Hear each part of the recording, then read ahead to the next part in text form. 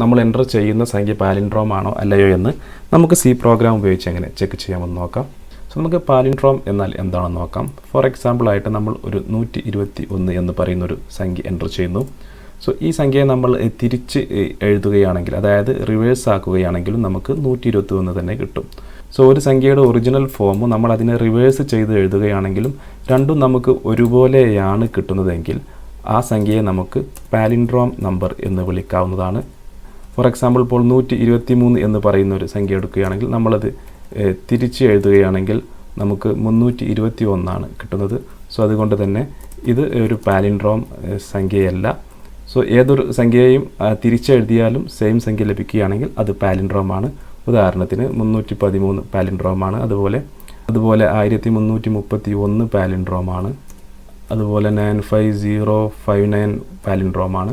So ഈ സംഖ്യകളെല്ലാം തിരിച്ചെഴുതിയാലും അതിൻ്റെ original രൂപമാണ് നമുക്ക് ലഭിക്കുന്നത്. സോ നമ്മൾ എൻ്റർ ചെയ്യുന്ന സംഖ്യ പാലിൻഡ്രോം ആണോ അല്ലയോ എന്ന് നമുക്ക് സി പ്രോഗ്രാം ഉപയോഗിച്ച് എങ്ങനെ ചെക്ക് ചെയ്യാമെന്ന് നോക്കാം. സോ നമ്മൾ സാധാരണ ചെയ്യുന്നത്, ഉദാഹരണമായി നമ്മൾ 121 എൻ്റർ ചെയ്യുന്നതെങ്കിൽ നമ്മൾ ആദ്യമായി 121നെ 10 കൊണ്ട് ഹരിക്കും. 10 കൊണ്ട് ഹരിക്കുമ്പോൾ കിട്ടുന്ന ശിഷ്ടം 1 ആയിരിക്കും. ആ ശിഷ്ടം നമ്മൾ ആദ്യം സ്റ്റോർ ചെയ്യുന്നു. വീണ്ടും പിന്നെ അതിനുശേഷം നമ്മൾ 12നെ 10 കൊണ്ട് ഹരിക്കും.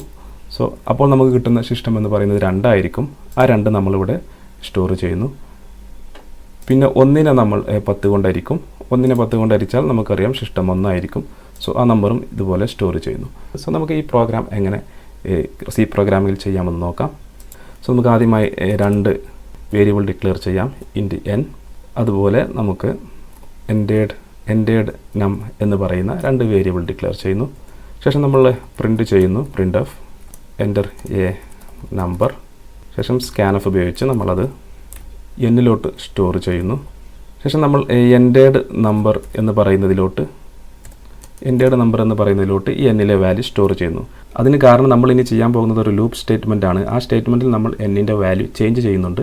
അതുകൊണ്ട് നമ്മൾ എൻ്റർ ചെയ്ത വാല്യൂ നമുക്ക് അവസാനം ചെക്ക് ചെയ്യുന്നതിന് വേണ്ടി നമ്മൾ എൻഡേഡ് നം എന്ന് പറയുന്ന ഈ വേരിയബിളിലോട്ട് ഇപ്പോൾ തന്നെ സ്റ്റോർ ചെയ്ത് വെക്കുന്നു. ശേഷം നമ്മൾ 2 വേരിയബിൾ കൂടി ഡിക്ലെയർ ചെയ്യുന്നു. സംഖ്യയുടെ സിസ്റ്റം സ്റ്റോർ ചെയ്യുന്നതിന് വേണ്ടി റിമൈൻഡർ എന്ന് പറയുന്ന വേരിയബിളും, അതുപോലെ നമ്മുടെ റിസൾട്ട് സ്റ്റോർ ചെയ്യുന്നതിന് വേണ്ടി റിസൾട്ട് എന്ന് പറയുന്ന വേരിയബിളും ഡിക്ലെയർ ചെയ്യുന്നു.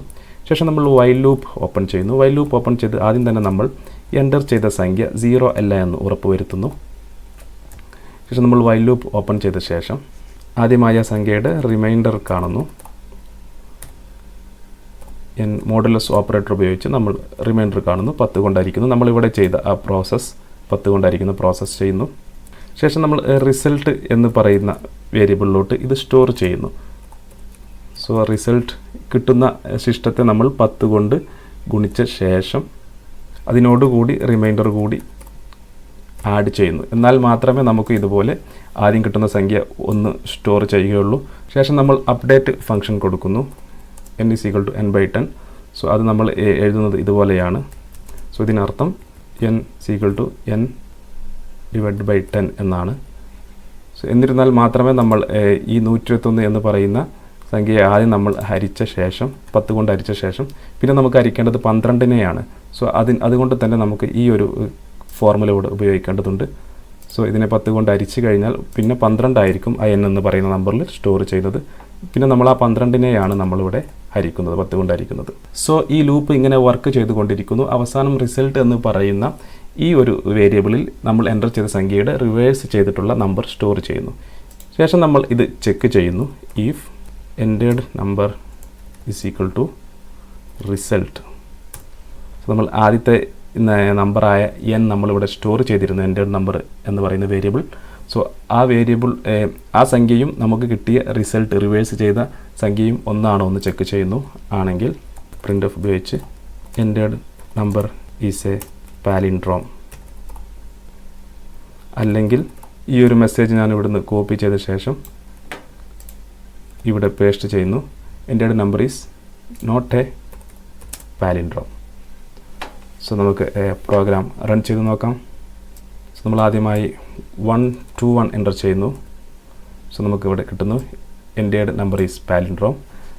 ബിക്കോസ് 121 നമ്മൾ തിരിച്ചെഴുതുകയാണെങ്കിൽ നമുക്ക് 121 ആണ്. അതിനുശേഷം ഞാനിവിടെ 1 2 3 എൻ്റർ ചെയ്യുന്നു. സോ നമ്മൾ റിസൾട്ട് എന്ന് പറയുന്നത് entered number is not a palindrome. ഒന്നുകൂടി ഞാനിവിടെ ചെയ്യുന്നു. 1331 തിരിച്ചെഴുതിയാലും 1331 ആണ്. സോ നമുക്കിത് കിട്ടേണ്ടത് പാലിൻഡ്രോം എന്ന് പറയുന്ന റിസൾട്ടാണ്. സോ നമുക്ക് ചെക്ക് ചെയ്ത് നോക്കാം. സോ നിങ്ങൾക്ക് ഇവിടെ കാണാം നമ്മുടെ റിസൾട്ട് എന്ന് പറയുന്നത് entered number is A palindrome.